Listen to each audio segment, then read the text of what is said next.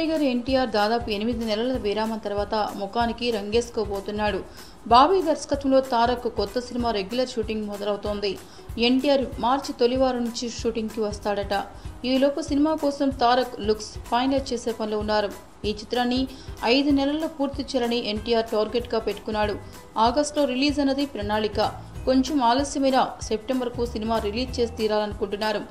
Janata garage తర్వాత అనుకోకుండా long gap వచ్చేసిన నేపథ్యంలో ఇకపై అలా గ్యాప్ రాకుండా చూసుకోవాలనుకుంటున్నాడు ఎన్టీఆర్. అందుకే బాబీ సినిమా ఫైనలైజ్ అవుతున్న టైంలోనే త్రివిక్రమ్ను కూడా లైన్లో పెట్టాడు.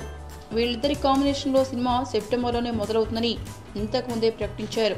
అయితే ముందు అనుకున్న ప్రకారం త్రివిక్రమ్ పవన్ కళ్యాణ్ సినిమాను ఈ పాటికే మొదలు పెట్టాల్సిందే, కానీ ఆలస్యమైంది.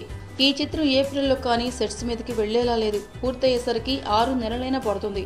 తర్వాత ఎన్టీఆర్ సినిమా స్క్రిప్ట్ పూర్తి స్థాయిలో రెడీ కావడానికి టైం పడుతుంది. కాబట్టి ఏడాది ఆఖరుకు కానీ త్రివిక్రమ్తో ఎన్టీఆర్ సినిమా పట్టాలెక్కలేదేమో.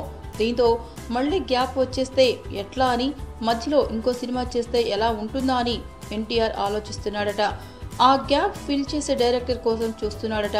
కుదిరితే తనతో సినిమా చేయాలని చాన్నాళ్లుగా కోరుకుంటున్న వినాయక్కు ఛాన్స్ ఇవ్వాలని ఎన్టీఆర్ భావిస్తున్నట్లు సమాచారం. మరి ఎన్టీఆర్ ఫ్రీ అయ్యే సమయానికి వినాయక్ మంచి సబ్జెక్ట్ రెడీ చేసుకుని అతన్ని మెప్పిస్తాడేమో చూడాలి. ఏంటండి, వీడియో నచ్చిందా? అయితే ఓ లైక్ వేసుకోండి, లేదంటే ఓ కామెంట్ చేయండి. ఎప్పటికప్పుడు మా వీడియోస్ చూడాలంటే సబ్స్క్రైబ్ చేసుకోండి.